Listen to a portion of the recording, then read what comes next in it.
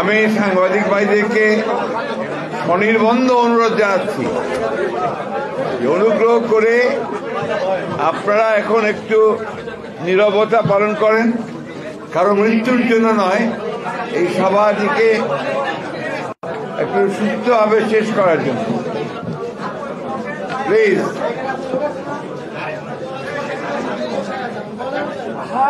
আপনারা চুপ না করলে আমি কথা শুরু করব না।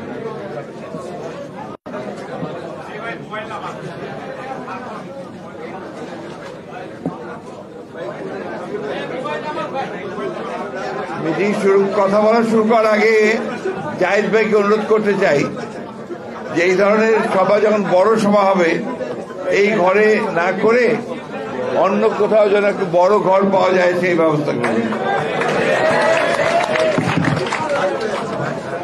বিসমিল্লাহির রহমানির রহিম। সম্মিলিত পেশাজীবী পরিষদ না, বাংলাদেশ সম্মিলিত পেশাজীবী পরিষদ, বাংলাদেশ সম্মিলিত পেশাজীবী পরিষদ আয়োজিত জাতীয় বিপ্লব ও সংহতি দিবস উপলক্ষে আয়োজিত আজকের এই আলোচনা সভার সম্মানিত সভাপতি, পেশাজীবী পরিষদের সংগ্রামী আহ্বায়ক, বাংলাদেশের পেশাজীবী আন্দোলনে অন্যতম নেতা এবং এখন একজন বাংলাদেশের রাজনৈতিক অঙ্গনে তুলনামূলকভাবে নবীন নক্ষত্র, জাতীয়তাবাদী দলে অর্থাৎ বাংলাদেশ জাতীয়তাবাদী দলের সর্বোচ্চ কমিটি, জাতীয় স্থায়ী কমিটির সদস্য ডক্টর জাহিদ আমাদের মাঝে আজকে উপস্থিত আছেন। একজন স্বনামধন্য অর্থনীতিবিদ ডক্টর আবু মাহমুদ, আমাদের মাঝে বিশিষ্ট পেশাজীবী বৃন্দ আছেন যারা এই দেশের অত্যন্ত বরেণ্য ব্যক্তিত্ব এবং আমার সামনে উপস্থিত পেশাজীবী ভাই ও বোনেরা, আসসালামু আলাইকুম। যদিও বোন আমি দেখছি না, একজন মাত্র বোন আছে। এই অভিযোগটা কিন্তু সকলের যে আপনারা মহিলাদেরকে সামনে এগুতে দেন না, নারীদের মুখে বলেন নারীদের ক্ষমতায়নের কথা, নারীর কিন্তু সেটা আপনারা করেন না, কেউই করেন না। তো এইটা আপনাদের কাছে আমার অভিযোগ থাকলো একটা, সামনে নিয়ে আসেন নারীদেরকে। প্রিয় পেশাজীবী বন্ধুরা, আজকে যে বিষয়ে আমরা আলোচনা করছি এইটা দীর্ঘকাল আমরা আলোচনা করেছি। আমরা বিপ্লব দিবস 7 নভেম্বর এই বিষয়ে কথা বলেছি, আমি সেই বিষয়ে আজকে কথা বলতে চাচ্ছি না। আমি যেটা বলতে চাচ্ছি সেটা যে 7 নভেম্বরের তাৎপর্য এবং একই সঙ্গে যিনি পরবর্তীকালে 7 নভেম্বরের পরে দেশকে নেতৃত্ব দিয়েছেন, যে আমাদেরকে একটি নতুন স্বপ্ন দেখিয়েছিলেন, সেই বিষয়ে কিছু কথা বলব। আমি 7 নভেম্বর সম্পর্কে সংক্ষেপে কথা বলতে চাই। 7 নভেম্বর ছিল আমাদের জাতির যে স্বাধীনতার সার্বভৌমত্ব রক্ষার জনগণের এবং সৈনিকদের, দেশপ্রেমিক সেনাবাহিনীর সৈনিকদের যে স্বতঃস্ফূর্ত প্রতিরোধ গড়ে তোলা, তার একটা অসাধারণ একটা নমুনা। যখন চেষ্টা হয়েছিল সেই 71 সালে আমাদের অর্জিত স্বাধীনতা থেকে বিনষ্ট করে ফেলবার, সেই সময়ে, এবং যখন আপনারা জানেন যে একটা ভয়ঙ্কর ফ্যাসিবাদী একতরফা একটি শাসন ব্যবস্থা শেখ মুজিবের নেতৃত্বে বাংলাদেশের স্বাধীনতার চেতনা বলেন, আশা আকাঙ্ক্ষা বলেন, মানুষের সবকিছুকে ধূলিসাৎ করে দিয়েছিল। সেই সময়ে এই পট পরিবর্তনের পরে যে সুযোগ সৃষ্টি হয়েছিল সেটাকেও ধ্বংস করার জন্য নস্যাৎ করে একটা কাউন্টার রেভলিউশন করা হয়েছিল 3 তারিখে। সেই 3 তারিখে স্বাধীনতা ঘোষক শেখ মুজিবুর রহমানকে গৃহবন্দী করা হয়েছিল এবং যারা 15ই আগস্টের ঘটনার সঙ্গে জড়িত ছিল তাদেরকে সমস্ত বহিষ্কার করা হয়েছে এবং একটা ভ্রান্ত কয়েকজন সেনাবাহিনীর সদস্যের নেতৃত্বে সেদিন নতুন একটা প্রতিবিপ্লব সূচিত হয়েছিল। সেই প্রতিবিপ্লবের নেতৃত্ব ছিল খালেদ মোশাররফ সাহেব। কিন্তু সেটাকে নস্যাৎ করে দেয় এই বাংলার দেশপ্রেমিক, স্বাধীনতা প্রিয়, সার্বভৌমত্ব প্রিয় জনগণ এবং সৈনিকেরা। তারাই শহীদ প্রেসিডেন্ট জিয়া রহমানকে রাষ্ট্র পরিচালনার দায়িত্বে নিয়ে আসেন। কেন নিয়ে আসেন? নিয়ে আসেন এই কারণে 1971 সালে তার যে ভূমিকা, অখ্যাত মেজর কিভাবে একটি সম্ভাবনাময় একটা যুদ্ধের সূচনা করলেন, রাজনৈতিক নেতৃত্ব যেখানে ফেল করেছিল সে জায়গায় তিনি সেদিন সাহস করে স্বাধীনতা ঘোষণা দিয়ে জাতিকে যুদ্ধে ঝাঁপিয়ে পড়তে তিনি অনুপ্রাণিত করেছিলেন।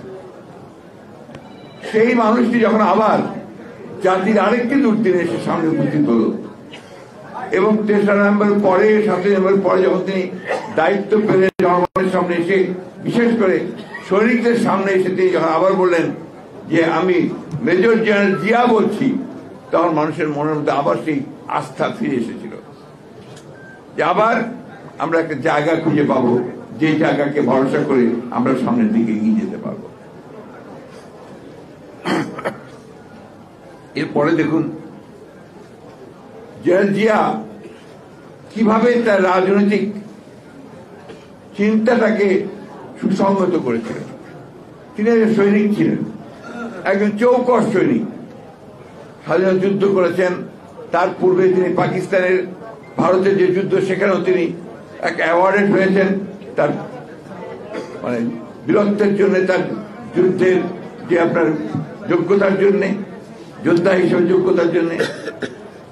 সেই মানুষটি যখন আপনার দায়িত্বে আসলেন তিনি কিন্তু রাজনীতি সম্পর্কে খুব বেশি কিছু বুঝতেন না। তার মাঝে কিছু স্বপ্ন ছিল, সেই স্বপ্নগুলোকে কিভাবে বাস্তবায়িত করবার জন্য সেই জন্য তার যে প্রক্রিয়া, সেই প্রক্রিয়াটা কিন্তু আমাদের বোঝা উচিত। তিনি সমাজের বিভিন্ন জায়গা থেকে প্রখ্যাত বিশিষ্ট জ্ঞানী লোকদেরকে সঙ্গে কথা বলতে শুরু করলেন। আমরা তাকে দেখেছি প্রথম দিকে তিনি কথাই বলতেন না, শুধু শুনতেন।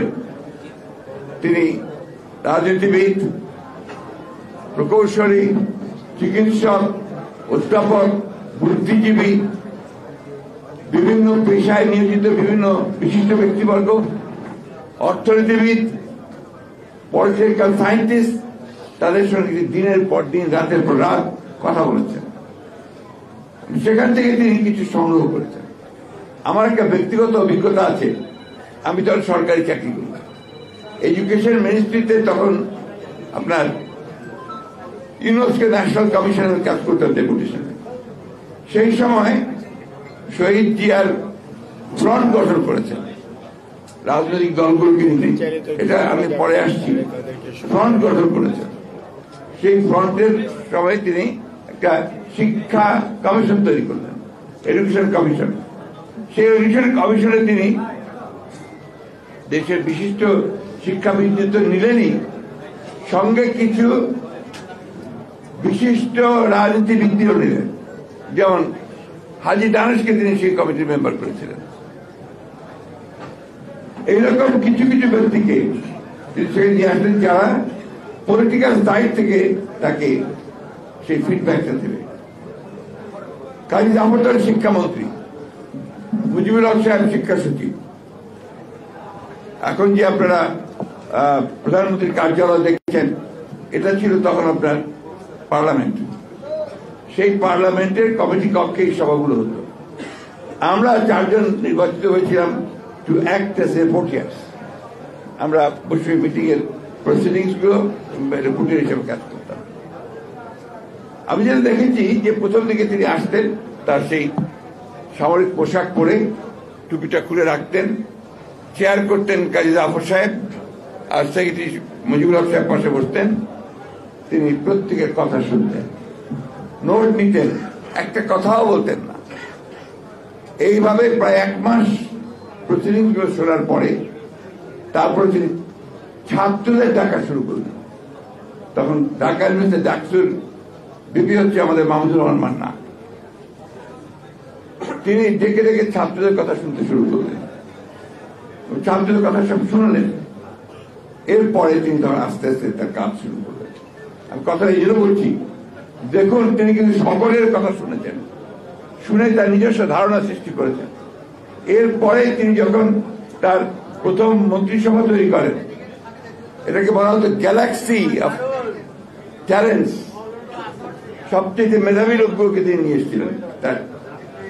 এরপরে যখন অনুভব করলেন যে একটা পলিটিক্যাল প্রসেস প্রয়োজন হবে এবং একটা পলিটিক্যাল, এই বাবা আপনারা কি শুরু করেছেন, কি শুরু করেছেন আপনারা, দেখেন কেন?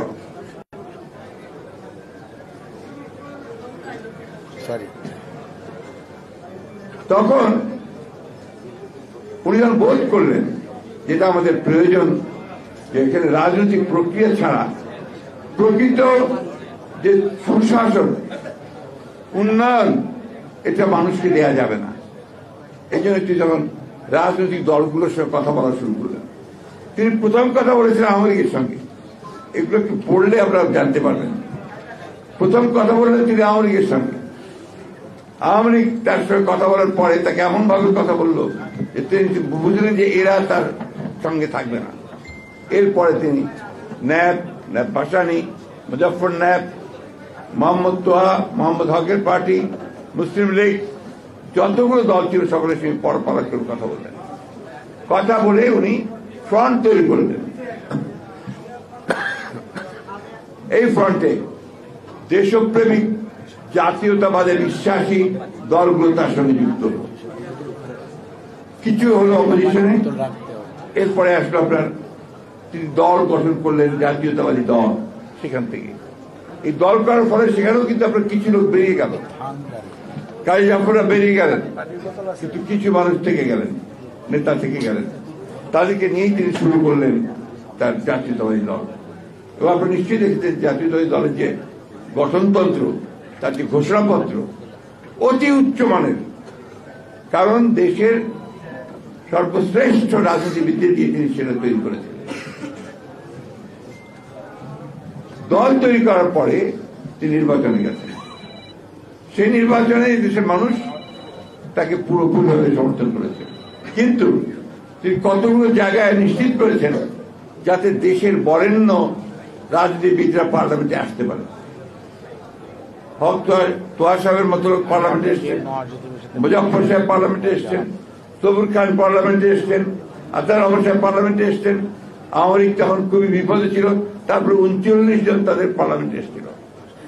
তখন জামাত ইসলাম ছিল না, ওরা ভেঙে গিয়ে আইডিয়া একটা তৈরি করেছিল, তার মৌলানা রহিম সাহেব আসছিলেন, আমি যদি বলি।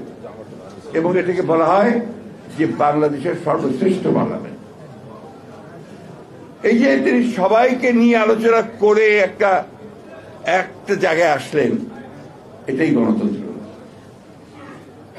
প্রেসিডেন্সিয়াল ফর্ম অফ গভর্নমেন্টও একটা গণতন্ত্রের অবশ্যই একটা আপনার একটা প্রক্রিয়া। তখন সেটা উনি করেছিলেন, ওই সময় ওটাই ছিল প্রয়োজন, সেভাবে তিনি করেছেন। এবং আপনারা দেখেছেন, আমি সেই বিষয়ে যাব না, অতি অল্প সময়ের মধ্যে তিনি সেই সমস্ত বাংলাদেশের সমস্ত পুরনো জিনিসগুলো বা চিন্তা ভাবনা বাদ দিয়ে নতুন করে শুরু করলেন। মাইলের পর মাইল পথে এসেছেন,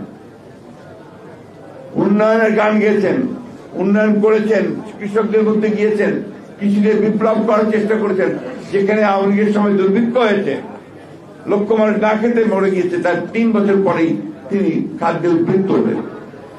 ডাবল শিফটে কাজ শুরু হলো। আজকে যে গার্মেন্টস এত চমক, সেটা সূচনা করলেন কিন্তু এই শহীদ প্রেসিডেন্ট জিয়াউর রহমান। রেমিটেন্স সূচনা করলেন শহীদ প্রেসিডেন্ট জিয়াউর রহমান। উচ্চ ফলনশীল ধান, যেটা নিয়ে আমরা এখনো বেঁচে আছি, এর শুরুটা করলেন প্রেসিডেন্ট জিয়াউর রহমান। নারীদের ক্ষমতা, নারীদের চাকরিতে নিয়ে আসা শুরু করলেন প্রেসিডেন্ট জিয়াউর রহমান। এই মানুষটিকে আমরা কিভাবে অবজ্ঞা করি?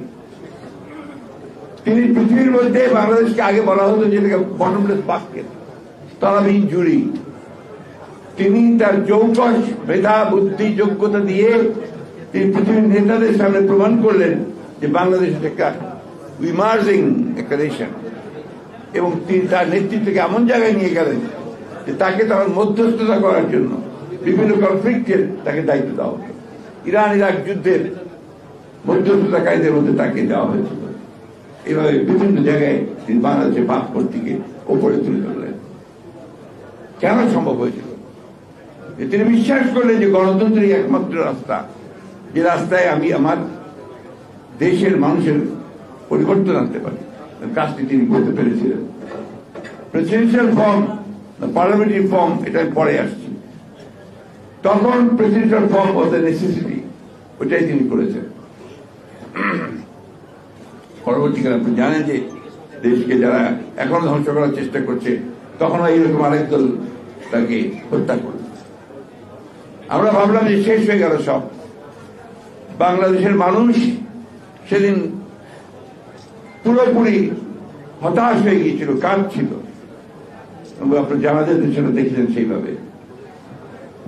কিন্তু আল্লাহর অশেষ রহমতে দেশনেত্রী বেগম খান জিয়ার সামনে আসলেন, এসে তিনি ঠিক পতাকা তুলে ধরলেন।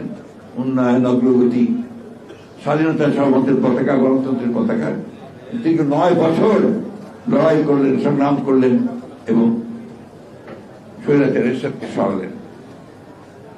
আমাদের স্যার আমাদের তো বিদ্যা পণ্ডিত মহারাজ ভীষণ শ্রদ্ধা করি তাকে। তিনি একটা কথা বলেছেন যে 91 একটা ভুল হয়েছিল।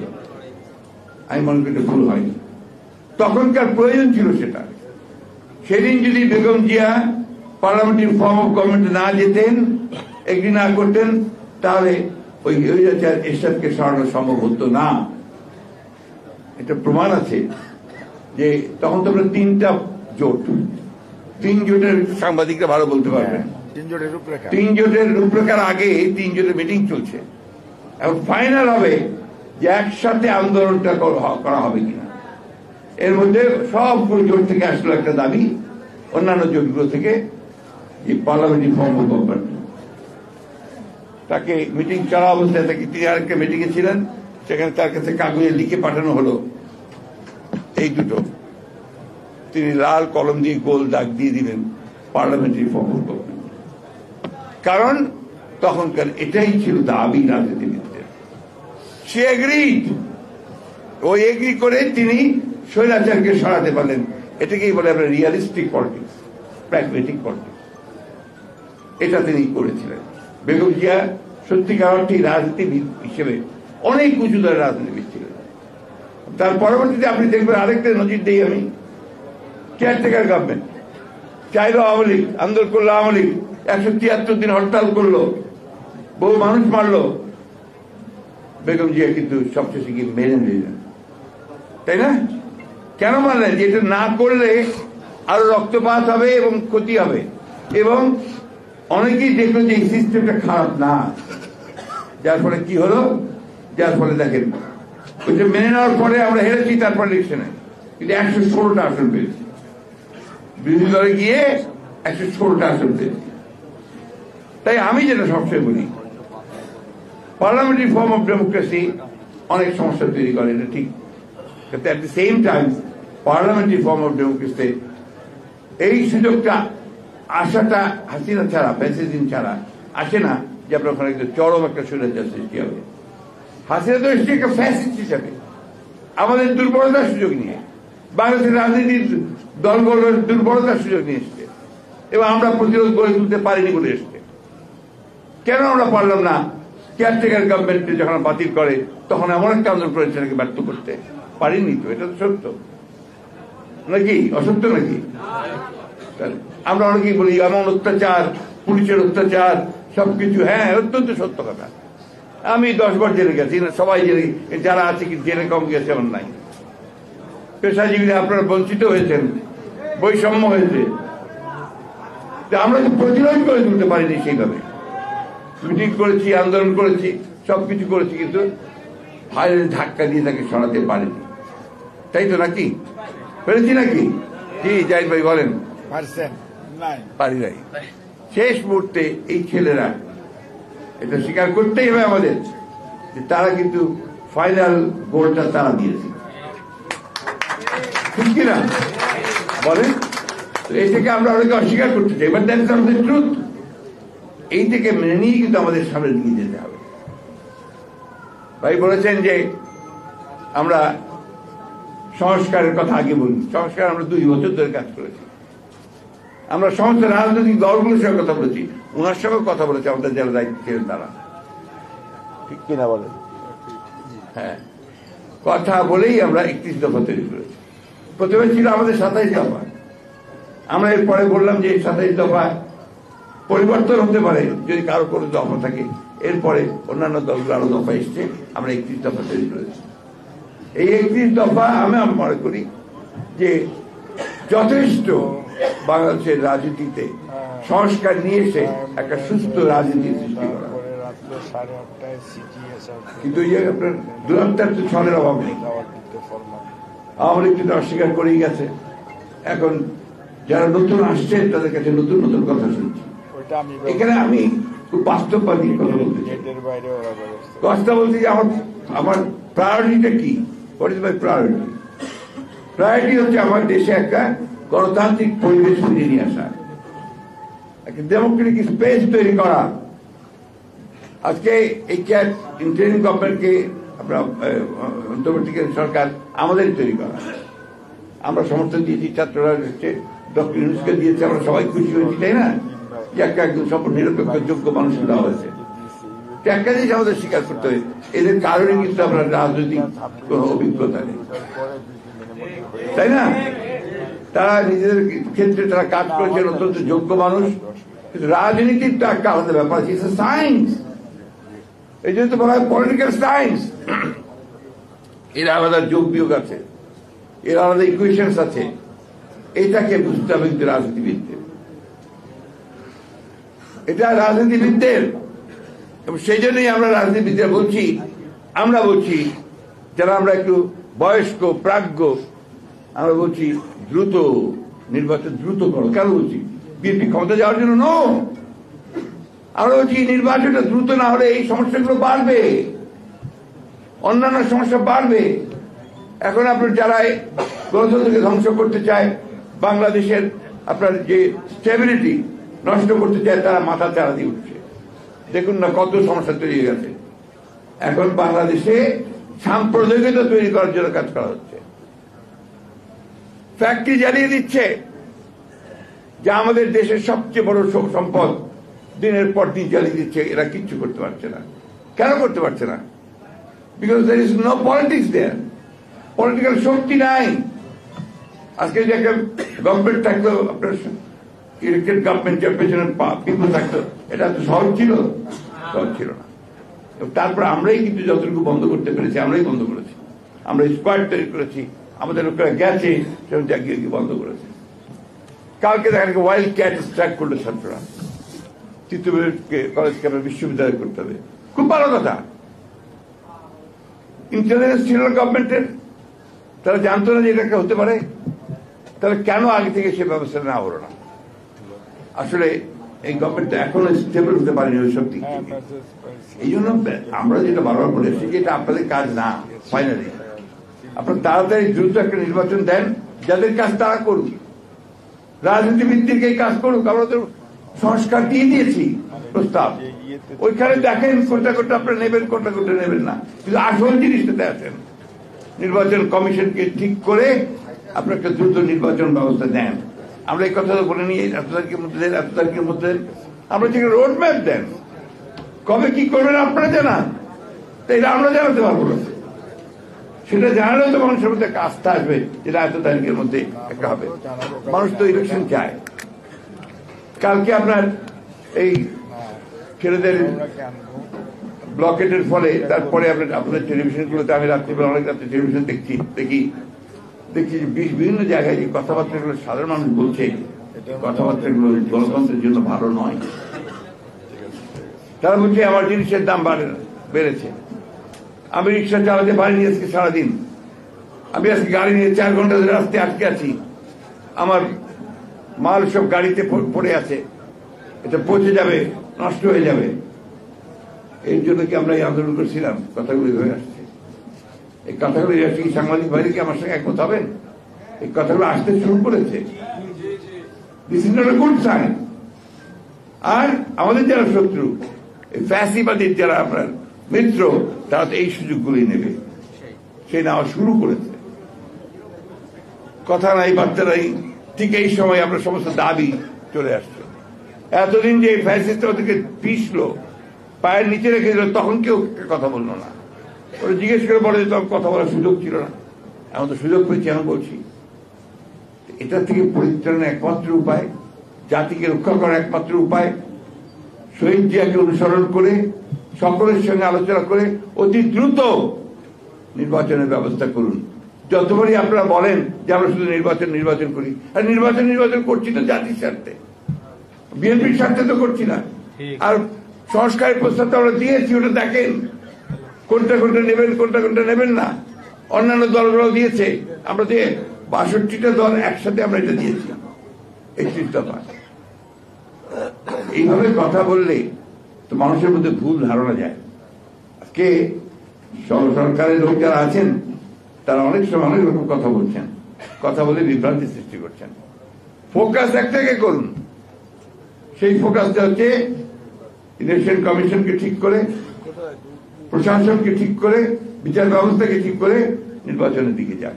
বাকিগুলো যারা নির্বাচিত হয়ে আসবে তা করবে। আমরা তাই এটাও বলেছি যে নির্বাচিত হয়ে আসতে পারলে আমরা একা দেশ চালাবো না, আমরা একটা জাতীয় সরকারের মধ্যে সমস্ত দলগুলোকে নিয়ে, যারা আমাদের সঙ্গে আন্দোলন করেছে তাদেরকে নিয়ে আমরা দেশ চালাবো। তো সমস্যাটা কোথায়, সন্দেহটা কোথায়? সন্দেহ কিন্তু আপনাদের উপর মানুষ আসতে শুরু করেছে। কালকে আমি দেখলাম একটা অংশতে এমন ভাবে কথা বলা হচ্ছে যে তারা এখন মনতে শুরু করে দিয়েছেন যে এখানে আপনার ভিন্ন দিকে যাচ্ছে। বাংলাদেশের অভিজ্ঞতা আছে তো ভিন্ন দিকে যাওয়ার। সেই জন্যই আমি স্পষ্ট করে আজকে আপনাদের মিটিং থেকে বলতে চাই, এই সরকারকে আহ্বান জানাতে চাই, আমরা চাই যে আপনারা সফল হন। প্রথম দিনই আমরা বলেছি যে এই সরকারের সাফল্য মানে আমাদের সাফল্য, এই সরকারের সাফল্য মানে জনগণের সাফল্য, এই সরকারের সাফল্য মানে এই গণ অভ্যুত্থানের সাফল্য। এরা যদি ফেল করে তাহলে আমরা ফেল করব। আমরা চাই না যে হাসিনা আবার ফিরে আসুক, আমরা চাই না আওয়ামী লীগের সেই দুঃশাসন আবার ফিরে আসুক। চাই না বলেই আমরা বারবার করে বলছি, আমাদের সমস্ত অভিজ্ঞতা দিয়ে। একটা কথা আছে, এই কথা আজকে কেউ বলে না, উইজডম বলে একটা শব্দ আছে তো। এই উইজডমটাকে আপনারা প্রয়োগ করুন, চেষ্টা করুন। আমরা আপনাদের এটুকু বলতে চাই, রাজনৈতিক দলগুলো সব সময় কিন্তু বাংলাদেশের ভালো করার চেষ্টা করে, এটাকে বিশেষ করে বিএনপি তো তা করেই। আমি আর বক্তব্য বাড়াতে চাই না, শুধু এটুকু বলতে চাই, আজকে কিন্তু খুব কঠিন সময় যাচ্ছে। এই কঠিন সময় আমরা যেন আবার নতুন করে বিভ্রান্তি সৃষ্টি না করি। আমরা ঐক্য কথা বলেছি, আমরা ঐক্য করেছি, আমরা সংস্কারের দাবি দিয়েছি, আমরা সব সময় সঠিক পথে থাকার চেষ্টা করেছি। এখনো দেখবেন আমাদের ভারপ্রাপ্ত চেয়ারম্যান যে বক্তব্যগুলো দিচ্ছেন, কত সহনশীল বক্তব্য, কত রাষ্ট্র গঠনমূলক বক্তব্য, সেই বক্তব্যগুলোকে সামনে নিয়ে আমরা এগোচ্ছি। আমরা বিশ্বাস যে আমরা যেহেতু সবাই দেশপ্রেমী, আমরা দেশকে ভালোবাসি, আমরা আপনার স্বাধীনতা ভালোবাসি, আর বেশি কাটা ছেড়ায় না গিয়ে আপনার একটা বাচ্চার যখন অসুখ হয়, তাকে এই ডাক্তার সাহেব আছেন এখানে, তাকে বারবার যদি ওষুধ চেঞ্জ করা হয় অথবা আপনার অ্যান্টিবায়োটিক চেঞ্জ করা হয়, তার কিন্তু আপনার ইমিউনিটি কমে যায়। আজকে বাংলাদেশের বাচ্চার অবস্থা হচ্ছে এরকম, এই ইমিউনিটি গেছে কমে। কখন আসছে আপনার বাকশাল, তারপরে আপনার গণতন্ত্রের কিছু আসলো, আবার আসলো নতুন চিন্তা ভাবনা, নতুন পরিবর্তন, এত চিন্তা ভাবনা কাটাকাটি। আপনারা দেখেন না, এই যে মাধ্যমিক শিক্ষা ব্যবস্থা কতবার যে পরিবর্তন হয়েছে। এখন পরিবর্তন হতে এমন হচ্ছে বাংলাদেশের শিক্ষার মান এখন সম্ভ্রম নেই। এই যে আমাদের সমস্ত এখানে অত্যন্ত চৌকস ছাত্ররা আছেন, যারা ছাত্র জীবনে সবচেয়ে ভালো রেজাল্ট করেছেন, শিক্ষকতা করছেন, কেউ বড় বড় জায়গায় চলে গেছেন, আপনারা আছেন সবাই। এত নিচে মান বোধহয় কখনো ছিল না, এখন যে মান হয়েছে শিক্ষার। কেন? আমাদের এটাই আমাদের সাফল্য। এই সাফল্য আমরা করলাম 53 বছর পরে। আমাদের একটা ইউনিভার্সিটি নাম আপনার 1000টার মধ্যে আসে না, 1000 তালিকার মধ্যে আসে না। কারণ কি? কারণ হচ্ছে আমরা ঐক্যবদ্ধ জাতি নই। আর সবচেয়ে বড় ক্ষতি করেছে এই দেশের হাসিনা। এই 15 বছরে আমাদের সমস্ত অর্জনগুলোকে ধ্বংস করে দিয়েছে, প্রতিষ্ঠানকে ধ্বংস করেছে। একটা অফিস পাবেন না যেখানে ওদের ভূতগুলো বসে নেই, আর ওদের একটাই মাত্র কাজ ছিল টাকা কামাই করা। একটাই কাজ, কেমনে আপনার চুরি করবে, কেমন করে দেশের স্টেকার থেকে টাকা বের করে নিয়ে যাবে, মেগা প্রজেক্ট, অমুক প্রজেক্ট, ছোট প্রজেক্ট, বড় প্রজেক্ট, একটাই ধান্দা আছে টাকা। সরি, আমি আপনার একদম সাধারণ কথা বলছি। এটা যেন রিপিট না হয়, আমরা যেন এদের হাত থেকে রক্ষা পাই, তাই আমাদের এখন যেটা প্রয়োজন সেটা হচ্ছে একেবারে ইস্পাত কঠিন ঐক্য। যে ঐক্য দিয়ে আমরা আপনার এই অসাধ্য সাধন করেছি, ছেলেরা আমাদেরকে সঙ্গে আমরা বৃত্তি আমরা তৈরি করেছি, সেইখানে কিন্তু আপনার আমাদের এক থাকতে হবে। তো আমি আপনাদের এই ধরনের পেশাজীবীদের যে আপনার যেগুলো আলোচনা সভা হবে, এগুলো আরো ভালো জায়গায়, আরো ভালোভাবে। আমি কিছুক্ষণ আগেই বলেছি, জাহিদ ভাইকে গণিতকে বলেছি, 7 দিন ধরে করেন বিভিন্ন ইস্যুর উপরে ওয়ার্কশপ করেন। আপনারাই তো দেবেন দেশকে। এই দিকে করেন, ইনশাল্লাহ আপনারা সফল হবেন। ধন্যবাদ।